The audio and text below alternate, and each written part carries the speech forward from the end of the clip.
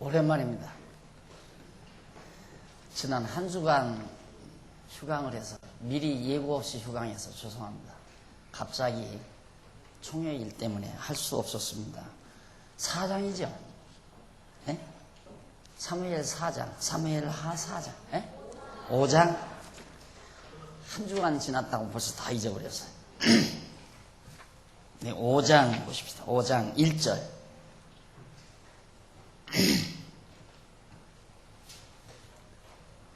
이스라엘 모든 지파가 헤브론에 이르러 다윗에게 나와 말하여 가로되 보소서 우리는 왕의 고륙이니이다.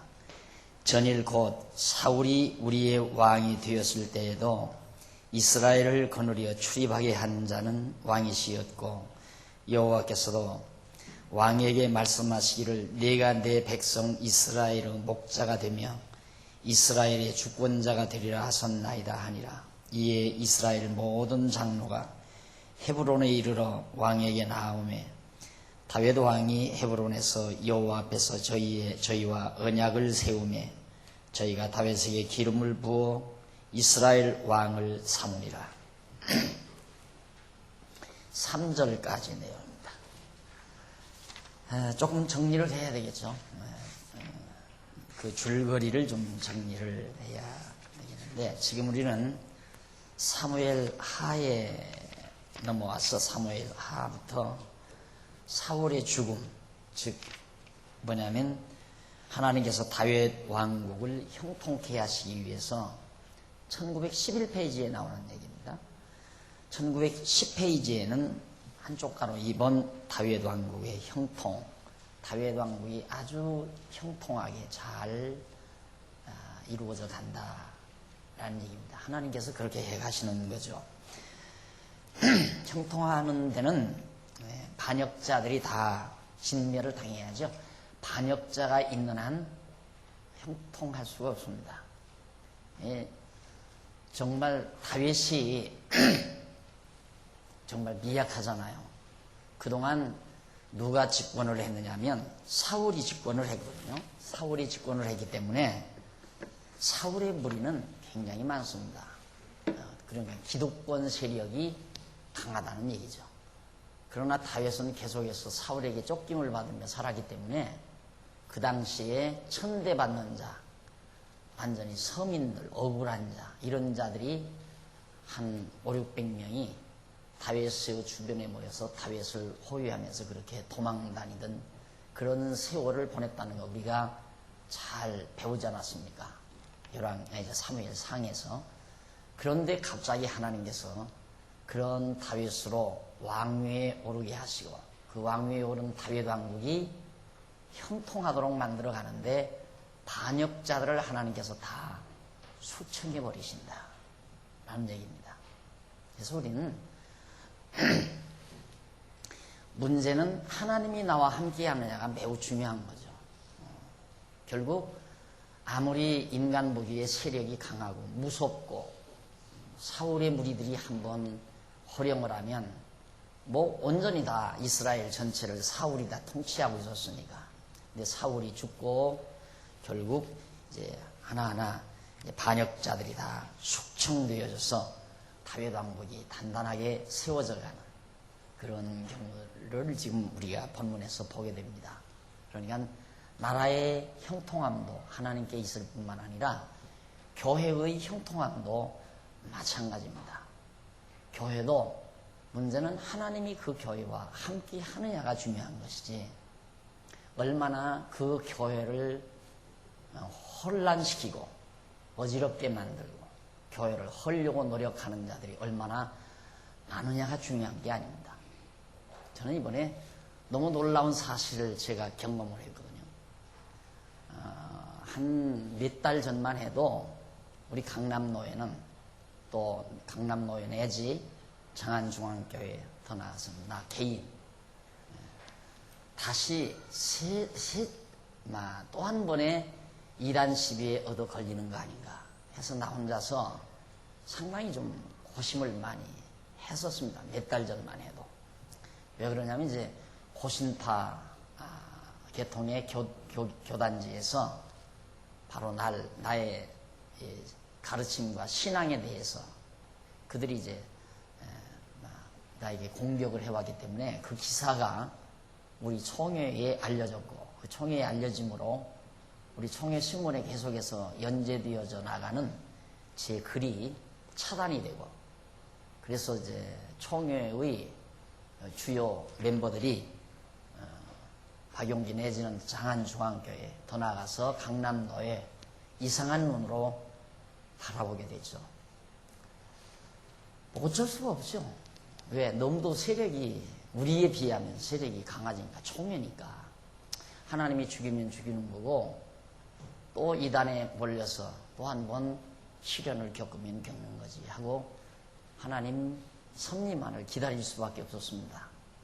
그런데 요 몇 달 사이에 완전히 지각 변동이 일어나서 결국 우리 강남노예가 총회에서 정말 자랑거리가 되지는 그래서 총회 주요 그 멤버들이 강남노예에 대한 아주 좋은 시각으로 바라보는 그런 풍토가 이루어졌음을 이번 여름 수양회를 통해서 확인을 했습니다. 이런 것들을 경험하면서 과연 정말 하나님은 살아계시구나. 자, 이런 목회를 해도 그렇습니다. 이 교회를 목회해 가다가도 교회가 잠잠하고 평온하다가도 갑자기 부분적으로 뭐가 여론이 또 일어나가지고 교회가 시끌짝해질 것만 같은 그런 순간순간들을 한두 번 맞는 게 아니죠. 25년 목회 동안에 그게 수없이 다가오죠. 그때마다 하나님께서 이 교회 다 흐트러뜨리고 또 망가뜨리면 망가지는 거지.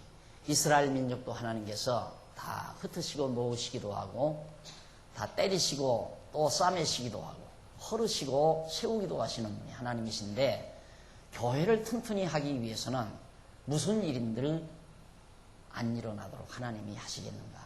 무슨 일이든 다 하나님의 섭리 속에서 일어나는 것이니까 기다리고 하나님의 섭리를 바라볼 뿐이다 하는 것이 사실 솔직한 목회 철학입니다.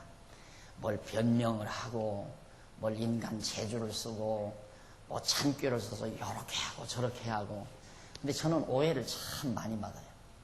제가 하나님께서 나를 만들어 놓기를 그렇게 만들어 놓으셨으니까 할 수 없겠지만 지금도 그런 건지 모르겠어요. 사람들이 볼 때 나는 잔꾀가 이 꾀가 얼굴에서 잘잘잘잘잘 흐르는 것처럼 보이는 것 같아요. 사실 나는 안 그러는데 그렇게 뭐 잔재주를 쓰거나 그러지 않거든요. 근데 사람들은 아주 그냥 이 잔재주를 그렇게 꾀를 쓰는 그냥 그 꾀가 얼굴에 잘잘잘잘 흐르는 사람처럼 보이는 것 같아요.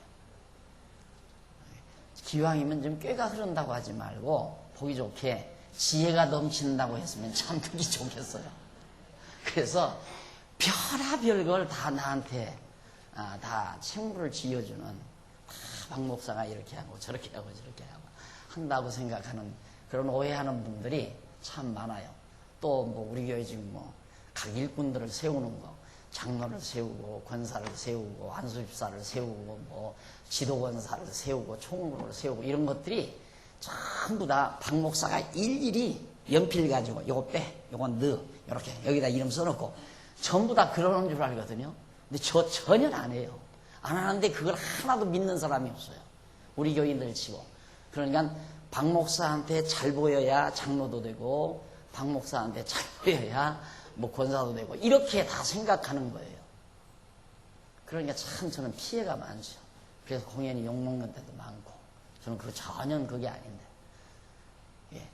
어떻게든지 온 성도들의 중지가 모여지고 성도들이 뜻이 모아지는 상태에서 되어지도록 교통정리만 해가는 것이 제 임무인데 그래서 간간에 때로는 이제 불평불만하는 분들이 더러 생기게 되죠. 그럴 때마다 전도를 어떻게 하겠어요? 해볼 겨를이 없죠. 해볼 수가 없죠. 내가 스스로 나 변명하기도 그렇고. 근데 교회 평안도 교회 형통도 하나님의 손에 달려있다 라는 사실을 저는 확실히 믿어요. 그건 너무 분명히 믿죠.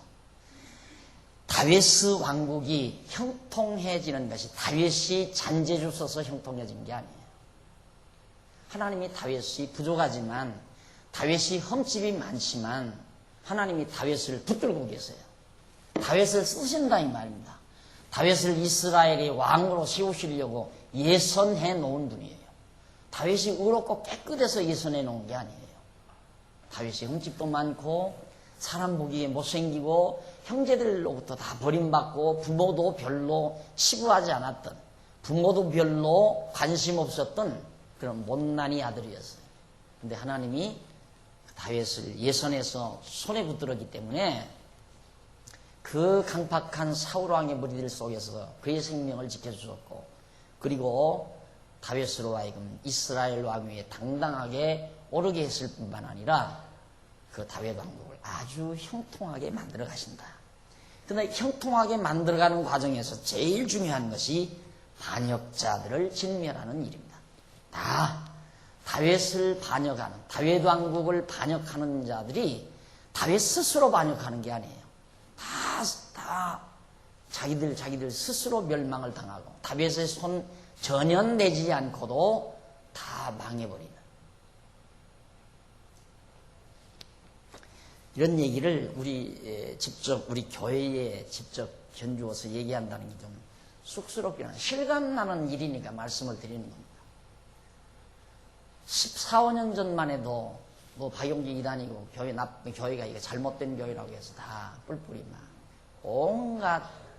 온갖 비난과 욕설을 퍼부으면서 교회를 다 망가뜨려 놓고 나가신 분들이 지금은 들어오지 못해서 여기를 들어오고 싶은데 들어오지 못해서 지금도 계속 손짓을 해죠.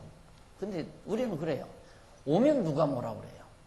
와서 앉아서 말씀 듣고 공부해 가면 아무도 여기 반대할 사람 없을 것 같아요. 나는 반대 안 하니까 모르죠. 또 우리 권사님들이 막 나타나서 이것들 밀어놔라 나가라 하고 데모하는지는 모르지만은 내가 볼 때는 그분들 들어와서 다 신앙생활하면 아무도 반대할 사람 없어요. 그런데 문제는 와서 좀 오시라고 이렇게 좀 해달라는 식이죠. 그건 불가능하죠. 왜냐하면 우리가 가서 모셔오면 장로는 장로 자리에 그냥 앉혀드려야 되고, 권사는 권사 자리에 그냥 앉혀드려야 되고, 집사는 안수 집사 자리에 그냥 그대로 인정해서 앉혀드려야 한다. 그건 불가능하잖아요.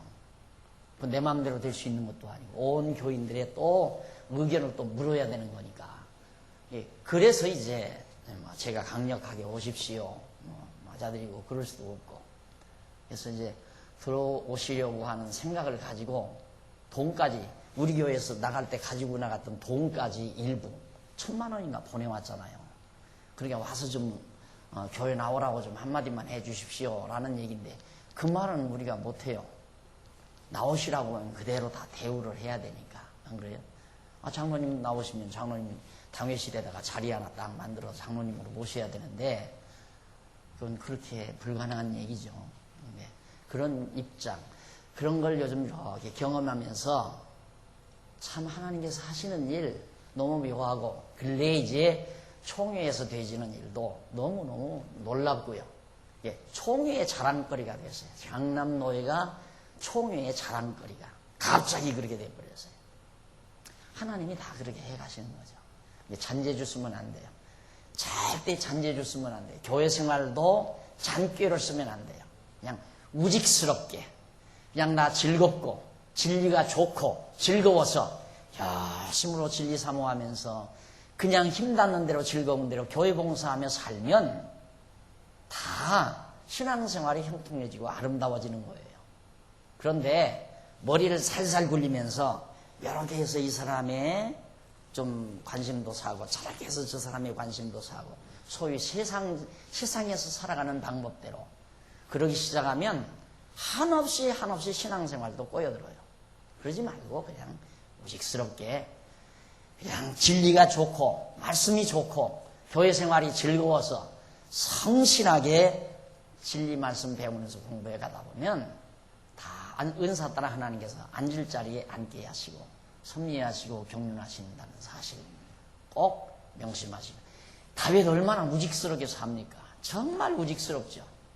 그 당연히 대적을 죽일 수 있는 찬스에 안 죽이고 놔두는 거 다 배웠잖아요. 그런데도 다윗왕국이 형통하다.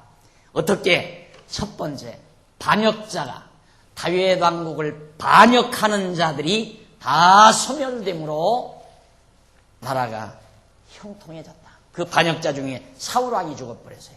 다윗이 손대지 않았는데. 그런데 도리어 다윗왕은 사울의 죽음을 슬퍼해요.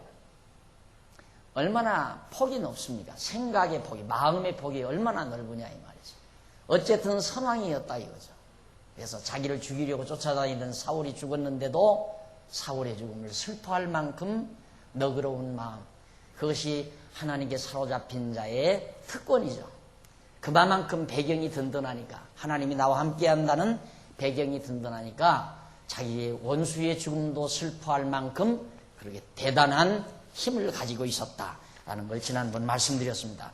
그 다음 이제 사울왕의 군장이었던 아브넬이 죽지요.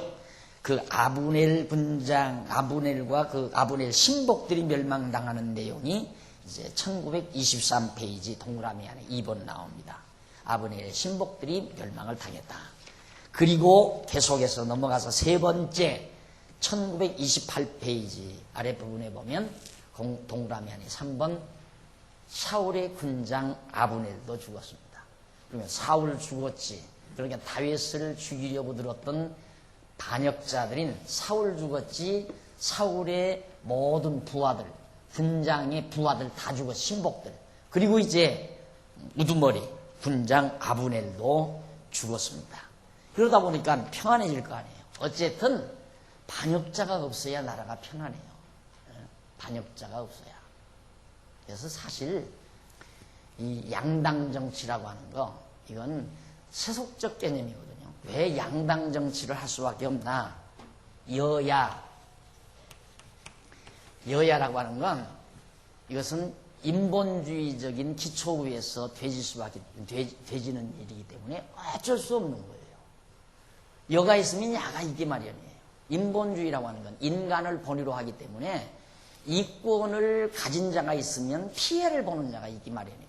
반드시 상대적인 인간이기 때문에. 그러니까 이권을 취하려고 하니까 거기에 대한 반대파가 나오게 돼 있죠. 그래서 세상 정치란 매력이 없어요.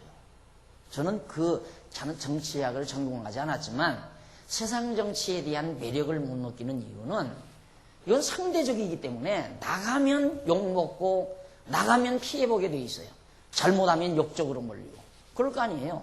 지금은 여지만은 한번 뒤집어져 버리면 이게 야가 되면서 잘못하면 쇠고랑치하고 다 감옥에 들어간단 말입니다. 지금 현재 그러잖아요. 정권만 바뀌면 쇠고랑치하고 감옥에 들어가요. 그게 세상 정치예요. 그래서 나는 이 세상 정치의 매력을 못 느껴요. 솔직한 얘기로. 그러나 교회 정치는 매력을 느끼는 건 이건 내 이익을 위한 것도 아니고 내 이익을 위한 것이 아니라 상대적인 것이 아니라 절대적인 거기 때문에 하나님의 뜻, 이 뜻, 너도 나도 하나님의 뜻에 다 합치해서 하는 일이기 때문에 이건 여야가 있을 수가 없어요. 그래서 내가 항상 교회 안에서 여야는 없다. 교회 안에는. 그러니까 한 마음 한 뜻 안 되면 그건 반역자가 될 수밖에 없죠. 그렇잖아요. 교회 안에서 한 마음 한 뜻이 안 되면 반역자가 될 수밖에 없어요. 그런데 물론 인간이 하는 일이니까 잘못하는 일이 있을 수 있죠. 그 잘못하는 일은 하나님의 뜻을 기초로 해서 얼마든지 수정이 가도록 길이 열려져 있으면 좋은 거예요. 그게 아름다운 거예요. 그러니까 자꾸 고쳐서 더 아름답게 만들려는 노력은 참으로 아름다운 거지만 좀 부족한 부분, 온전치 못한 지상교회, 지상의 교회는 완전할 수가 없거든요. 그런데 완전한 잣대를 대놓고 그걸 헐어버린다면 이 세상에 존립될 교회가 하나도 없어요. 우리가 노예에 이렇게 총회에 그래도 들어가서 은신하고 있는 것은 지상에 온전한 총이 없어요. 이번에도 총회 가보니까 아유 진짜 우리가 이런 총회에 몸을 담아야 되나 할 정도의 그런 분위기란 말입니다. 그래도 그 총회를 인정하고 그 총회의 질서에 따르는 이유는 이 세상에 온전한 교회가 없으니까. 그러면서 자꾸 고쳐나가려고 노력을 하고 자꾸만 이제 아름다운 교회로 만들려고 힘을 모아가는 것, 그게 아름다운 거죠. 이 교회는 절대 야성인, 야당적인 기질로 교회를 헐려거나 험담하거나 교회를 자꾸만 흔드는 일은 용납이 안 되는 거예요. 그건 절대. 그래서 이제 왜 그러냐면 하나님의 절대적인 뜻을 기초로 해서 하는 거기 때문에 하나님의 뜻이 있기 때문에 너나 나나 다 여기서 만나준 얘기지 네가 내 뜻에 만나라는 얘기가 아니에요. 다 박용기 목사의 뜻을 따르라고 한다면 안 되죠. 그건 절대 안 된다 이 말이에요. 그러나 박용기 목사의 뜻이나 당회원들 장모님들의 뜻을 따르라는 얘기가 아니라 우리가 다 하나님의 뜻을 따라서 주의 몸된 교회를 이루자라는 대전제가 있기 때문에 얼마든지 건설적인 시정도 가능하고 헌의도 가능하고 이렇게 하는 것이 더 아름답겠습니다 하고 자꾸만 그렇게 교회를 아름답게 가꾸어가는 모습은 참 아름다운 겁니다. 예를 들어서 이건 좀 고치어달라고 했을 때 그것이 야당이 아니에요.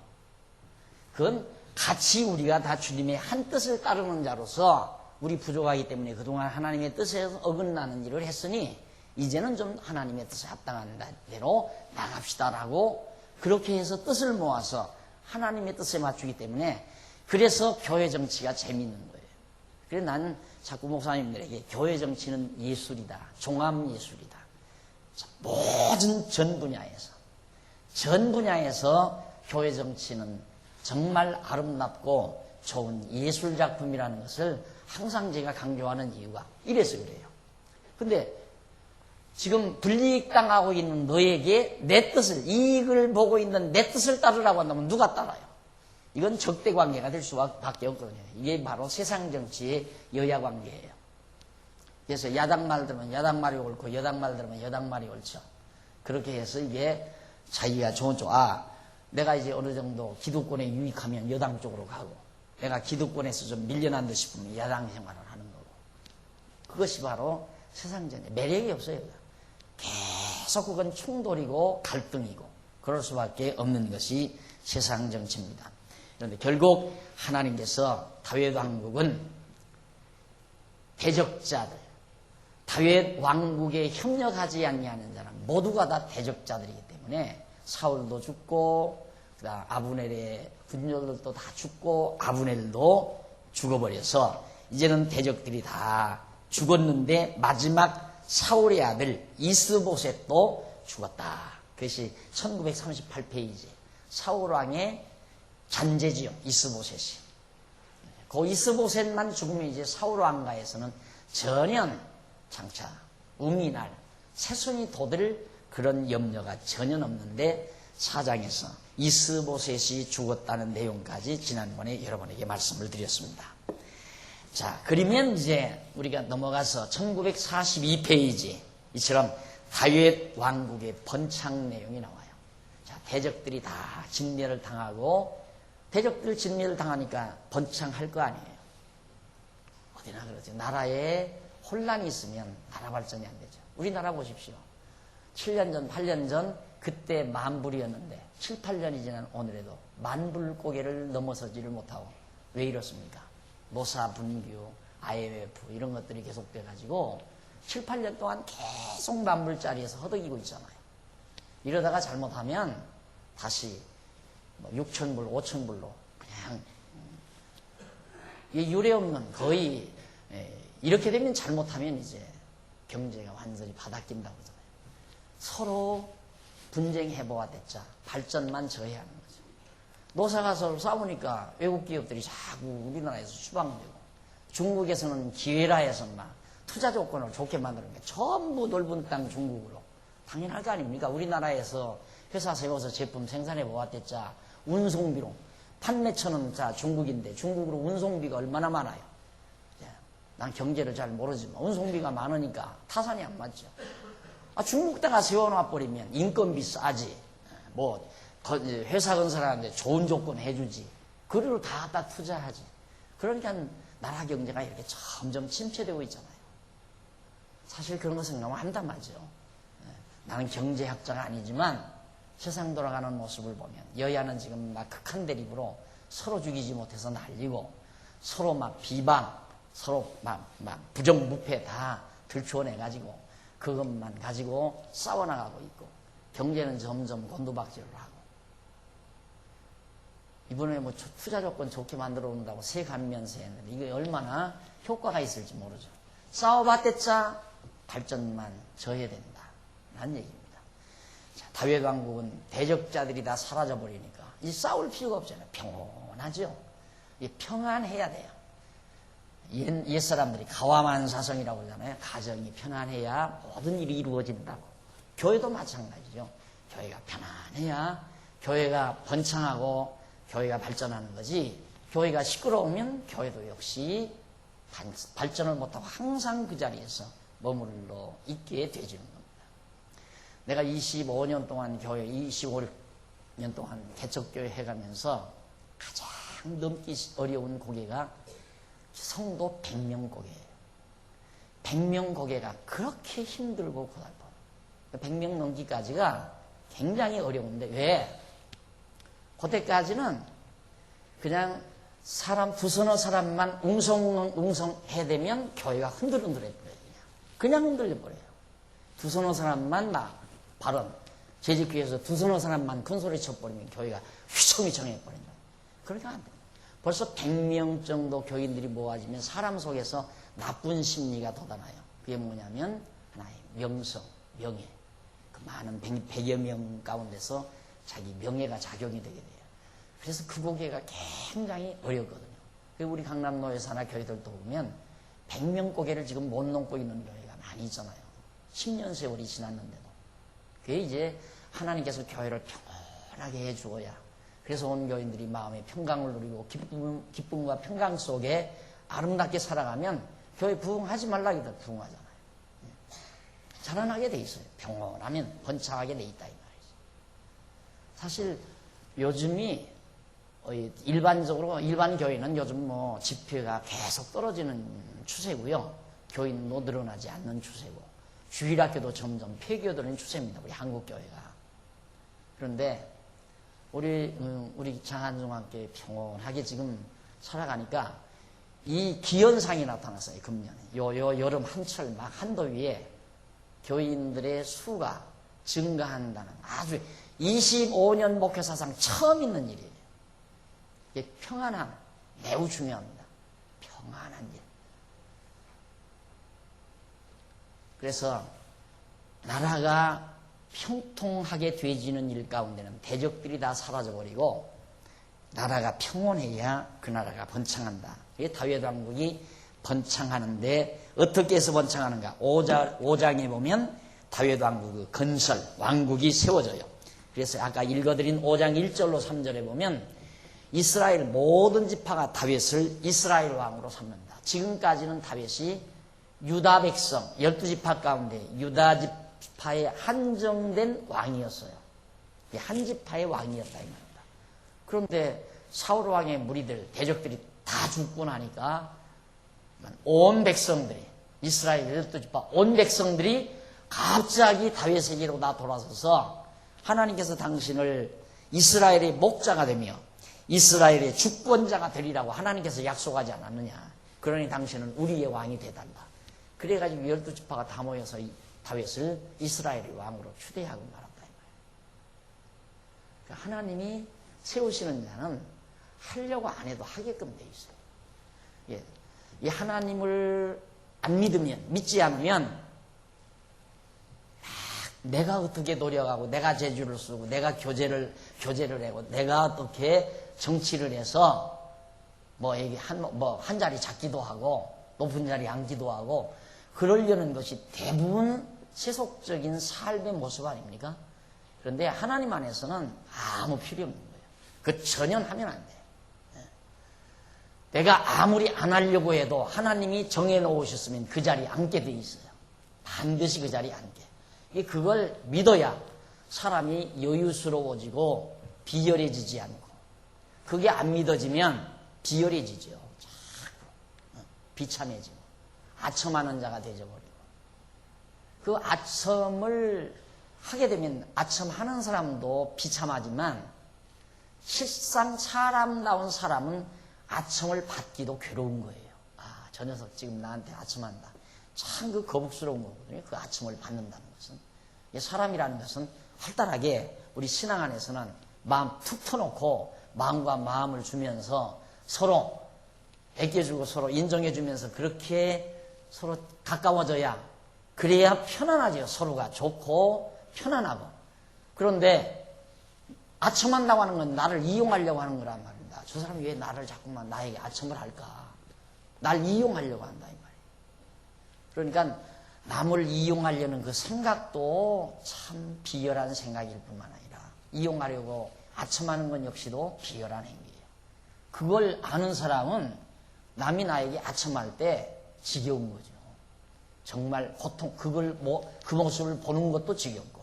그러나 어리석은 인간은 자기한테 와서 아첨하면 아첨하는 사람에게 넘어가요. 그냥 아첨하는 사람에게 자기가 넘어간다 이 말입니다. 어리석으니까 그러죠. 지혜가 없어서 그런 거고. 정말 우리가 하나님을 알고 산다는 것이 모든 인간관계에서까지 아름다워진다니까요. 인간관계에서까지. 남 이용할 필요 뭐 있어요?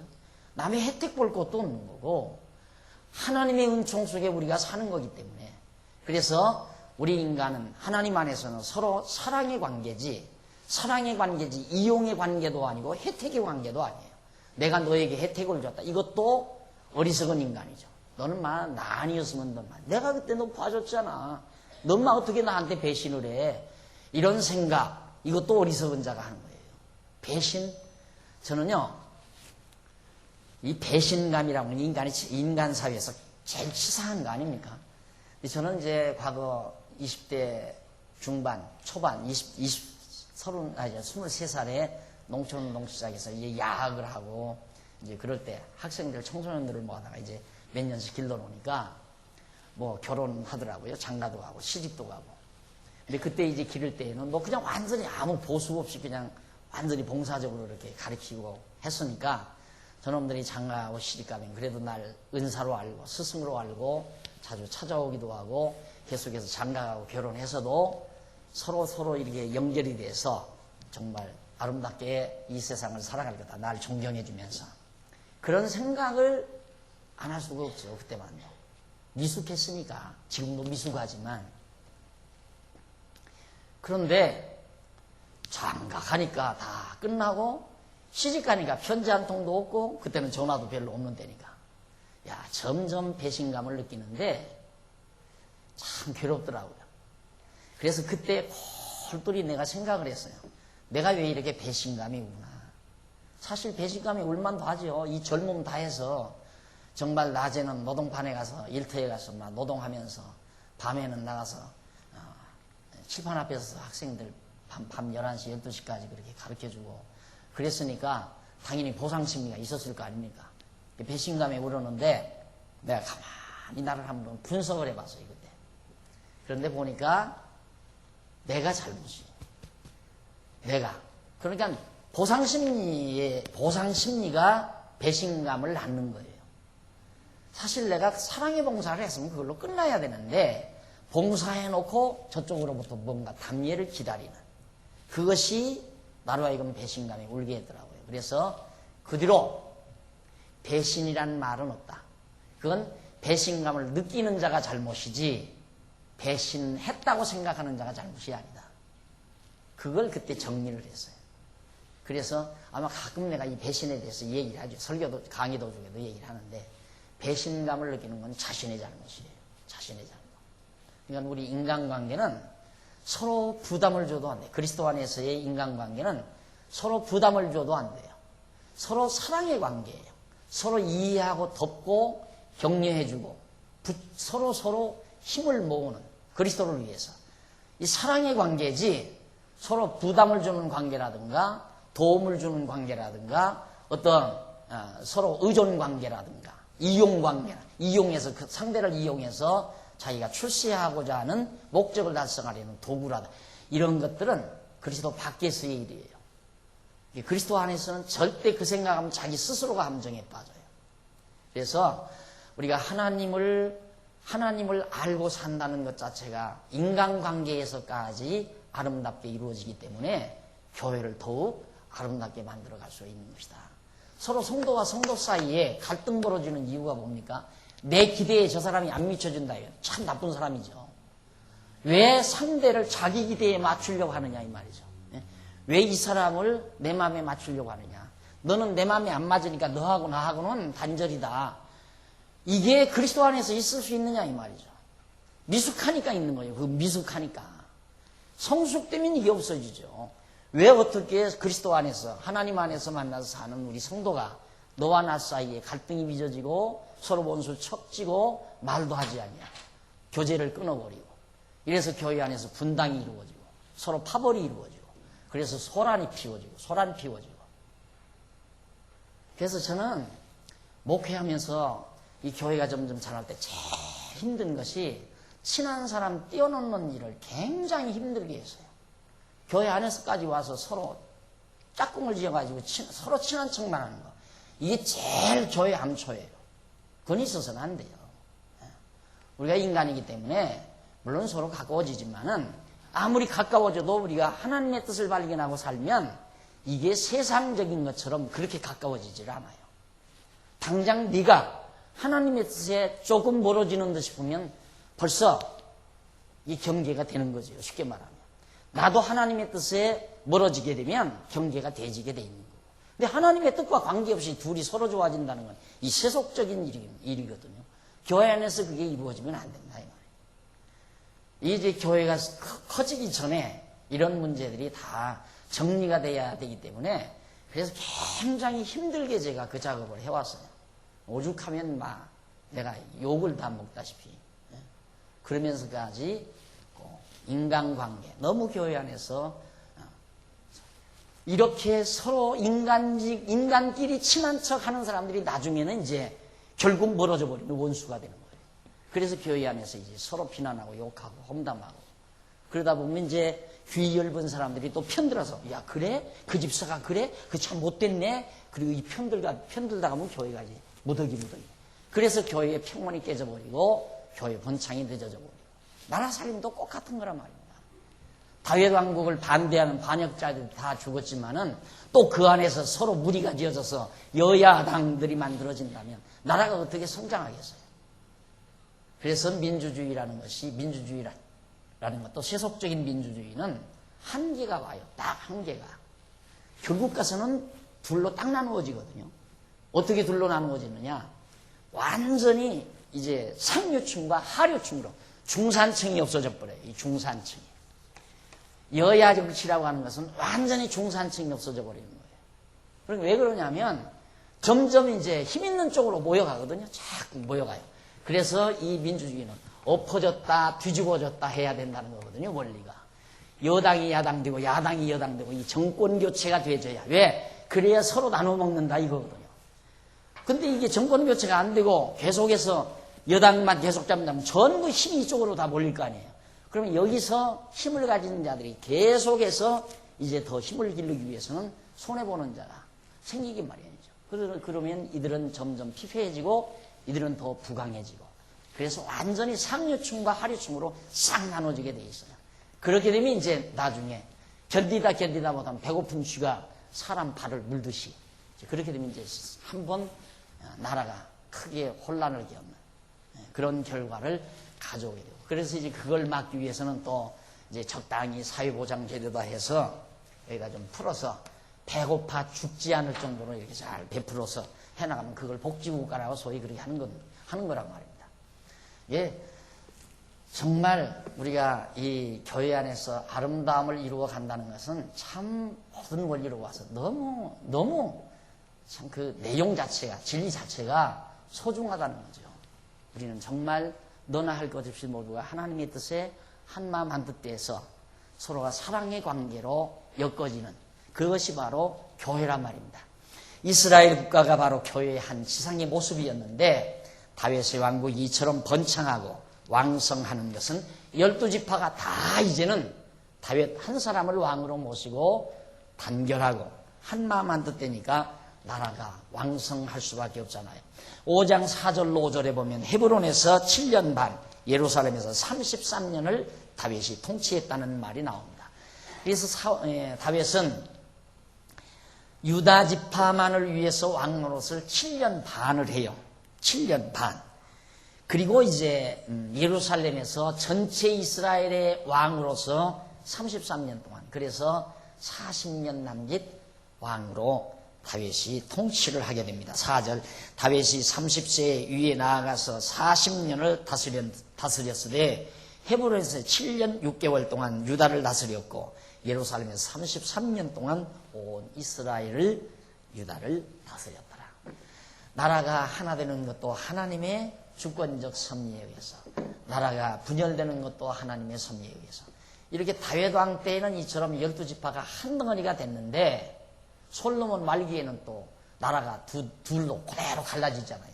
유다 지파 하나 남겨놓고 마지막 나라가, 마지막 지파들이 전부 갈라가지고 북에 가서 나라를 다시 세우게 되죠. 그러니까 나라가 하나 되는 것도 하나님의 뜻, 하나님의 경륜. 나라가 갈라지는 것도 하나님의 손에 달려있다. 사람의 재간을 부려서 교회 하나 만들려고 해도 안 된다. 내가 그래서 그걸 일찍 생각한 게, 이렇게 딱 교회 안에서 그냥 인간적으로 가까워진 거, 아무리 사람이 노력해서 떼려고 해도 안 되더라고요. 정말 안 되더라고요. 그래서 그 뒤부터는 그런 어리석은 장난에 내가, 어리석은 일을 제가 안 하려고. 둘이 친하갔으면 친하고 말갔으면 말고 내버려 두려고 하여 마음을 먹었어요. 가끔은 내가 이렇게 공개적으로 얘기를 해줘. 교회 안에서 단짝꿍 지내는 것은 반드시 언젠가는 둘이 멀어질 가능성이 충분히 있다. 왜? 인간은 가변적 존재거든요. 만날 때는 뭔 원인에 의해서 둘이 조건이 맞아서 둘이 단짝꿍이 된 거예요. 그런데 둘이 변함없이 죽는 날까지 산다면 이게 보장이 돼요. 그런데 사람은 가변적이에요. 어쩌다가 서로 둘 사이에 이 사람이 이 사람에게 피해를 조금 줬다? 이건 대권수가 되는 거예요. 그래서 인간관계에 그리스도 안에서 너무 진하게 가까이 가지는 거 아니에요. 그건 지혜롭지 못해서 그래요. 그래서 우리 백 장로님 오늘 안 나오셨는데, 백 장로님이 항상 그래요. 우리 백 장로님이 아니라 박 장로님이, 박술갑 장로님이 제가 아들 같잖아요. 그러니까 얼마나 저를 아끼고 하여튼 그러셨는지 몰라요. 그래도 저는 그렇게 그냥 접근해서 그렇게 안 해드리니까 박 장로님이 노골적으로, 우리 박용기 목사님은 등거리 친교하시는 분이야. 등거리 친교하시는 분이야. 그래서 등거리 친교라는 걸 내가 배웠어요. 그러니까 조금 이렇게 띄워놓고 가까이 하신다. 이 말이에요. 가까이 한다. 저는 그걸 계획적으로 그러는 게 아니라, 다 좋은데, 교회 나오시는 분들 모두가 다 귀하고 아름답고 다 좋은데, 어떻게 한 분만 그렇게 달콩달콩 해지지 않잖아요. 그렇잖아요. 한 분만 붙들고 달콩달콩 해질 수가 없단 말입니다. 다 좋은데. 그러니까 이제 한 개인이 느끼기는, 좀 이렇게 좀 가까이 쫙 해줬으면 좋겠는데 안 해주니까, 저분은 등거리 친교하는 분이야. 이렇게 볼 수밖에 없죠. 이건 내가, 가까이 너무 그렇게 안 해야 되겠다 안 하는 게 아니라, 모두 죽으면 그렇게 안 해져요. 모두 다 그리스도 안에서 진리를 사모하는 분 모두 죽으면 절대 그렇게 단짝꿍, 너하고는 나하고는 단짝꿍이다, 이게 있을 수가 없단 말입니다. 학교 생활에서 꼭 그런 무리들이 학생들을 왕따시키고 한두 사람을 왕따시키고 괴롭히고 그런 일들을 이루어 나가잖아요. 그건 정말 하나님께서 시험에 들게 하려는 계획이죠. 여기 보십시오. 나라를 왕성케 하려니까 12지파를 한 덩어리로 만드시고, 그 다음 나라를 실현시키려니까 두 나라로, 남북으로 딱, 우리 이제 배워나갈 거 아니에요. 남북으로 솔로몬 왕 말기 때 쫙 갈라져요. 그래서 남쪽 유다도 북쪽 이스라엘도 모진 시련을 겪게 됩니다. 교회 안에서 마찬가지예요. 둘이 하다가 여기 원수 맺고 서로 말 안 하고 하면 시련 겪게 돼 있어요. 신앙적인 시련을 겪게 돼 있어요. 교회 생활 재미없어요. 왜? 이 사람은 다른 사람 만나서, 갑이라는 사람 만나서, 이 사람 나쁜, 이 사람 흉을 봐요. 여기서 만나서. 이 둘이 만나가지고 여기 흉을 봐. 그럼 이슬람 교회에 그게 들어가잖아요. 그럼 이 사람은 의리라는 사람 만나서 이렇게 해가지고 또 이 사람 흉을 봐요. 그렇게 하면 이제 이게 패거리가 이루어지잖아요. 그러니까 교회 오면 미운 마음만 생기죠. 자꾸 미운 마음. 그 사람 보기만 해도 옆에만 지나가도 점심 밥맛이 없어져 버려요. 그 사람 옆에만 지나가도. 그 사람이 다른 사람하고 앉아서 뭐 차라도 마시면 저것도 나하고 흉보는구나. 이 생각 때문에 교회에서 아무 생각이 안 들어가. 성경 강의를 해도 성경 강론 내용이 들어가지 않아. 그 둘이 앉아서 차 마시는 것만 눈앞에 나른거리고. 그런 교회 생활이 무슨 놈의 재미가 나겠어. 안 돼요. 안 돼요. 마음을 넓혀야 돼요. 마음을. 내 마음 하나님 앞에서 넓혀버리면 너도 두르고 나도 두르고 너도 안고 너도 안고 다 내 마음에 다 사랑의 대상으로. 그래서 교회가 아름답게 세워져 가게 된다. 다윗 왕국이 12지파가 하나가 돼서 40년 동안 나라가 평온하게 지나요. 다윗이 40년 동안 나라를 통치하는데 5장 6절로 10절에 보면 다윗 왕국이 시온 산성을 빼앗아 성을 쌓고 강성해집니다. 시온 산성, 이게 예루살렘 성이죠.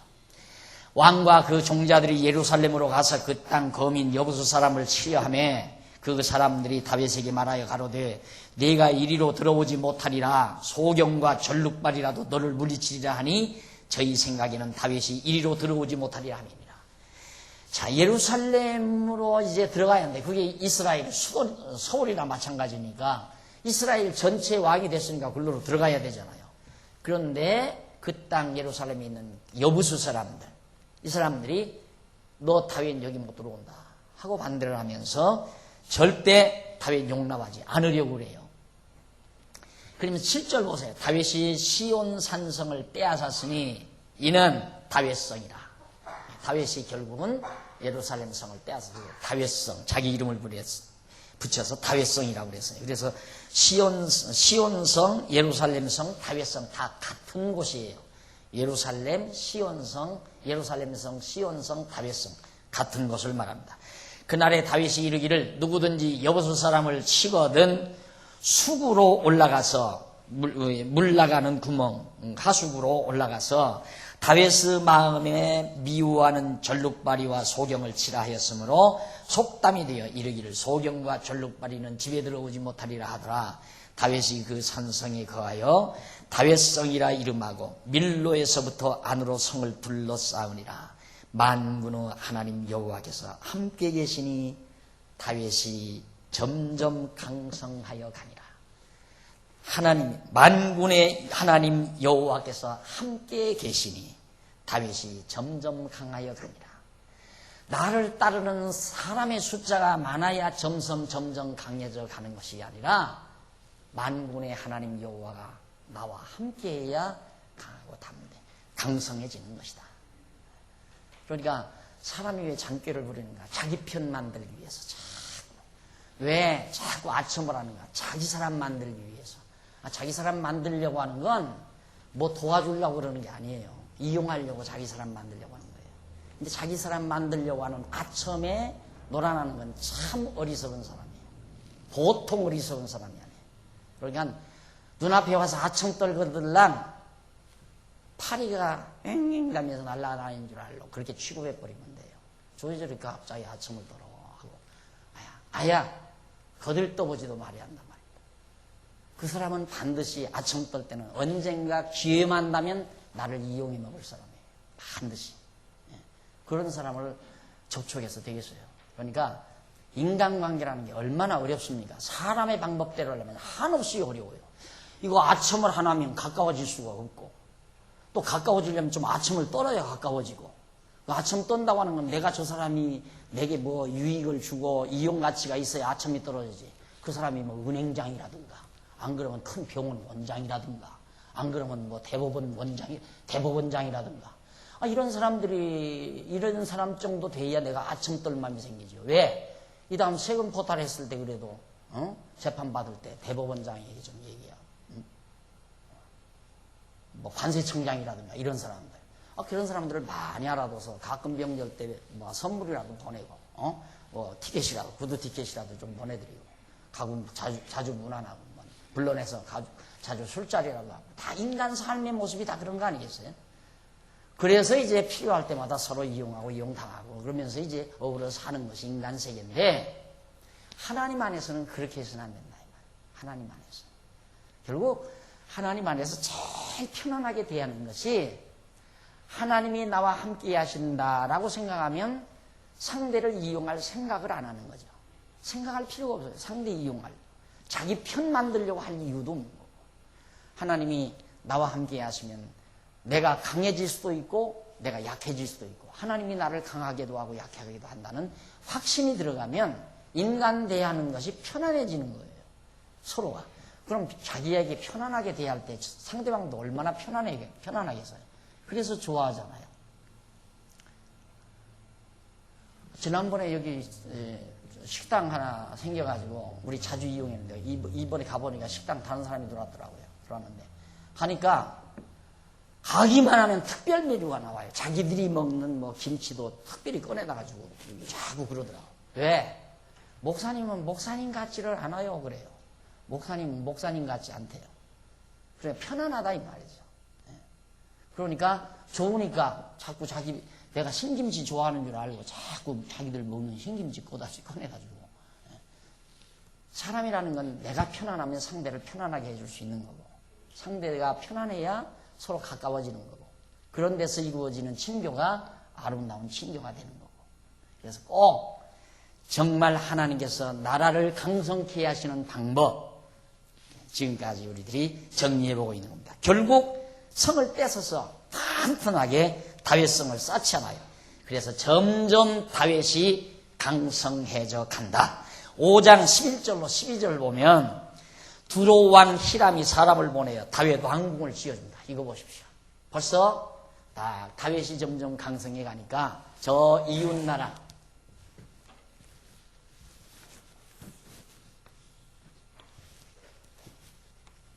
두로가 여기거든요. 두로.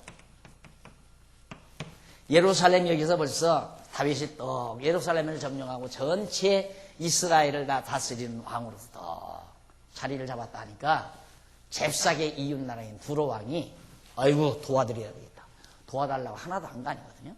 도와달라는 말 한 것도 아닌데 두로 왕이 결국 이제 도와줄 수밖에 없는 상황이죠. 따지고 보면 다윗이 거기 한번 보십시다.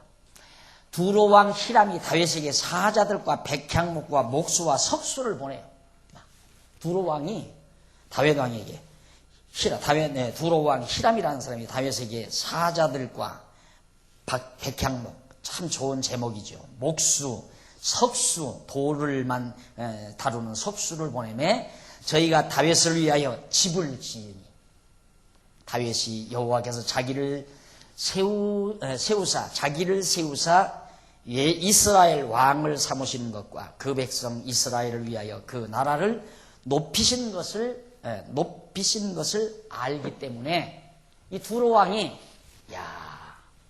이 다윗은 하나님이 함께 하신다. 하나님이 지키신다. 이걸 알고 사람을 보내요. 적극 협력하고 나온다. 그러니까 안 강해질 수가 있어요?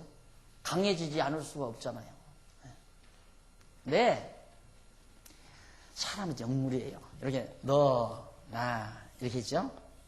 어디서 비틀어지느냐?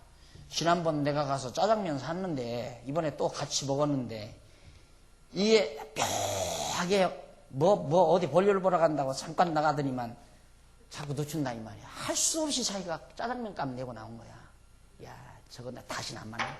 그리고 원수 되는 거예요. 그리고 알았어요? 아무런 도움 요청도 안 하잖아요. 해버려. 이제 하나님이 다윗과 함께 하니까 찾아와요. 이렇게 찾아와. 예, 그 후배 목사님들에게 가끔 제가 그러죠. 절대 성도들 목회를 하면서 뭐 뻔하죠. 목사님들이 되게 아직 초보 목사님들이 약간 착각하는 게 뭐냐면 교인들 앞에서 내 스스로 내가 주가를 올리면 교인들이 내 주가를 올려줄 거라고 하는 상상을 해요. 그런 후배들이 밑에 있어가지고 목회 못하고 결국에는 다 나가 떨어졌어요. 설교를 하다가 내가 이 교회 아니면 목회할 데가 없는 줄 아냐. 나 오라는 데 많다. 나 오늘이라도 그만둔다. 이렇게 얘기를 하면 자기 주가가 올라갈 줄 아나요. 그러면 이제 제 주가 갑자기 아이고 목사님 가시면 안 됩니다. 가지 마십시오. 우리가 사례비 좀 더 올려드릴 테니까 생활이 불편하신 모양인데 좀 계셔 주십시오. 이렇게 생각을 거라는 착각을 하는 거죠. 그거 바꿔놓고 생각해요. 정 떨어져요. 그 말하면 당장. 그 말하면 주가를 올려주는 게 아니라 아유 정 떨어진다. 왜? 저렇게 저 양반이 저 양반이 우리한테 아무런 정 없이 그냥 아무 때라도 자기 유익만 더 쓰면 아무 데라도 갈 사람이다 그러면 정 떨어져 버릴 거 아니에요. 그러니까 갈 테면 가십시오 해버려가지고 할 수 없이 교회에 사표 내고 나와서 사실은 그 교회에 나오려고 온 건 아닌데 한마디 해본 건데 그래. 그때는 이미 다 지나간 거. 그래서 우리 노예에서 지금 2사람인가 목회를 못하고 다 나가 떨어졌어요. 또 떨어져 버렸어요. 그래가지고. 무슨 얘기냐면 부담 주면 안 돼요. 부담 주면 안 되는 정도가 아니라 어떻게든지 목회자는 성도들에게 뭔가를 유익하게 해주려고 그것이 진심으로 그래야 된다 이 말. 진심으로. 그게 성도들이 알잖아요. 정말 저분은 우리 깍대기 속된 말로 깍대기를 베끼려는 분이 아니라 우리를 어떻게든지 편안하게 하고 우리를 어떻게든지 바르게 가르쳐서 올바르게 즐겁게 신앙생활하게 하려고 하시는 분이다. 우리를 유해 주는 분이라는 것이 성도들에게 느껴지면 성도들이 무슨 마음이 생기겠어요? 역시 성도들도 목회자를 위해 주려는 생각이 자연스럽게 나올 거 아닙니까? 이 관계가 형성되지 않은 목회는 안 되는, 못하는 거예요. 그래서 나도 정말 경험 없을 때 많이 정말 실수도 많이 했지만은 제일 어려운 때가 이번에 이제 저기 해달라고 그래요. 재직 안수집사 수련회 한다고 세미나 한다고 그래서 이번에 17일 날 가는데 제일 시험 많이 들 때가 언제냐면 이 연말연시 공동의회 전후 이때 교회가 평안하면 교회는 아름다운 교회예요. 왜 그때가 불편한가? 목사님은 야 사례금 좀 더 안 줄라나 하고 기대 심리에 차 있어요. 그때가 되면. 그럼 장로님들 교회 재직들은 어떻게 하면 교회 살림 빚지지 않고 편안하게 해갈 수 있을까? 만약에 목사님에게 사례를 더 주다가 보면 잘못하면 우리가 힘들 수 있다. 그래서 어떻게든지 좀 적게 줬으면 좋겠어요. 이런 관계가 이루어지면 교회는 늘 편안함이 없어요. 그래서 연말연시에 늘 시험에 들게 돼 있거든요. 연말연시만 시험 없이 지나가면 교회는 비교적 아름답게 지나갈 수 있습니다. 무슨 관계냐면 서로가 부담 주는 관계. 이게 부담 주는 게 아니잖아요. 하나님 딱 믿고 딱 자리 잡고 나라를 다스려 가니까 제 스스로 와서 자꾸 도와주는 거죠. 그러니까 나라가 부강할 수밖에 없죠. 이때가 다윗 제국 시대예요. 이스라엘 제국 시대. 강력해서 감히 이웃 나라에서 하나도 쳐들어오지를 못하는 그런 시대였다 이 말입니다. 그래서 두로왕 히람이 정말 다윗이 여호와께서 자기를 세우사 이스라엘 왕을 삼으시는 것과 그 백성 이스라엘을 위하여 그 나라를 높이시는 것을 두로왕이 알았기 때문이다. 5장 13절로 16절 보면 다윗이 예루살렘에서 취한 처첩들로 낳은 아들들의 이름이 거기 쫙 나옵니다.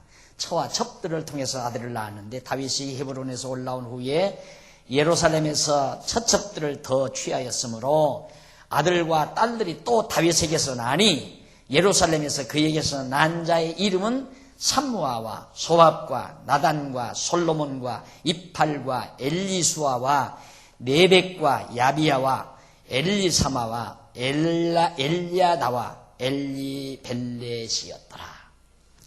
여기다가 하필이면 왜 이 말을 써요? 안 써도 괜찮잖아요. 그렇죠? 다윗이 처첩들을 얻어서 아들 많이 낳았다는 게 자랑스러운 일이 아니잖아요. 그런데 이것을 성경은 꼭 밝혀놓습니다. 이유는 왜 하나님께서는 이 성경에다 이걸 꼭 밝혀야만 했는가? 자, 우리 한번 1947페이지 1947페이지에 자, 위에 제일 위에 앞부분에 보시면 이들은 모두 11였다. 첫 첩들을 통해서 난 아들이 11이었어. 이와 같은 다윗의 처사는 여호와의 말씀을 거역하는 행위이다. 여호와께서는 일찍이 왕이 될 자는 아내를 많이 두지 말라고 명하셨죠. 사무엘상 17장 17절에 왕된 자는 아내를 많이 두면 안 된다. 왜? 아내에게 어제 말 들으니까 어느 집사님이 그러더라고. 작은 마누라하고 별장은 두면서부터 골칫덩어리라고 그러더라고요. 그런데 다윗이 골칫덩어리를 여러 명 두었으니 나라 다스리는데 얼마나 고통이 많았겠어요. 나라 다스리는데. 그러니까 바로 이제 이 첩들을 많이 두지 말라고 하나님께서 그랬는데, 그런데 다윗 왕은 많은 아내와 첩들을 두어 많은 아들들을 낳은 것이다. 그럼에도 불구하고 여호와께서는 다윗과 함께 하셔서 그의 왕국이 번창하게 하여 주셨다. 그것은 다윗 왕국의 번창이 다윗의 행위로 인한 공로에 근거한 것이 아니라 여호와의 은혜에 의한 언약의 말씀에 근거한 것임을 알게 하시려는 것이다. 다윗이 의롭고 깨끗하고 청빈해서, 그래서 나라가 잘 되는 게 아니다. 다윗의 의로움에 의해서 된 것이 아니라 하나님의 은혜로 된 것이다. 언약대로 된 거라. 하나님께서 언약해서 언약대로 이루어준 거지 다윗이 의로워서 된 것이 아니다라는 걸 밝혀주기 위한 거죠. 그래서 다윗 왕국의 번창이 다윗의 행위로 인한 공로에 근거한 것이 아니라 하나님의 은혜에 의한 언약의 말씀에 근거한 것임을 알게 하라. 그리고 더 나아가서는 언약대로 이루시는 여호와 스스로의 이름을 위함인 것이다. 여호와께서는 스스로의 이름의 영광 때문에 어떠한 경우에도 다윗에게 언약하신 말씀을 이루어 주시는 것이다. 그것은 여호와께서 언약대로 이루시는 자이심을 계시하시려는데 궁극적인 목적이 있다는 것을 설명해 드렸습니다. 그래서 여기에 다윗의 처첩들이 낳은 아들들을 명시를 하는 거예요. 하나님이 많은 아내 두지 말라고 했는데 다윗이 그렇게 두었잖아요. 그러면 행위대로라면 다윗 왕국은 망해야죠. 다윗 왕국도 완전히 폭삭 망해버려야 되고. 그러나 하나님께서는 한번 언약하셨기 때문에 다윗이 그렇게 불완전해도 하나님은 다윗을 붙들어서 그 나라를 경고케 하시는 하나님의 놀라운 은총. 자, 이 말씀을 들으면 두 가지 생각이 정리가 됩니다. 두 가지 생각으로 갈라져요. 어떻게? 하나님 믿으면서 첩을 얻고 살아도 괜찮은 거구나. 이런 생각을 하는 부류가 반드시 있게 돼 있고요. 또 하나는 정말 하나님의 놀라운 은총 감사하다. 절대로 정말 이런 일은 없이 살아야지. 하나님께서 이처럼 놀라운 은혜를 베풀었으니 내가 어떻게 하나님께서 하지 말라는 일을 하면서 살 수 있으냐. 그렇게 생각하는 자가 나타나게 돼 있어요. 이 두 종류가. 근데 왜 이 두 종류가 나타나는가? 아직 덜 성숙한 자는, 육체의 소욕에 매여 있는 자는 작은 마누라 얻고 싶은 생각이 있는 사람이란 말입니다. 그렇잖아요. 그러니까 얻어도 지옥은 가는 거 아니구나. 그렇다고 해서 하나님이 날 버리는 건 아니로구나 해서 위안을 받고 안심을 받고 혹시 담대함을 가질 수도 있을지도 모르죠. 그런데 성숙한 사람은 이렇게 용서해 주시는데, 이렇게 다윗이 못된 생활을 했는데도 용서해서 엄청난 은혜를 베풀어 주셨는데 어떻게 더 하나님의 원하시지 않는 일을 행할 수 있으랴. 예를 들면, 내가 그래서 그런 예를 들어요. 아들 녀석이 아버지 물건을 잘못했어요. 차 마시고 해야 되겠네요. 이따 요거 얘기하고 차 마시고 합시다.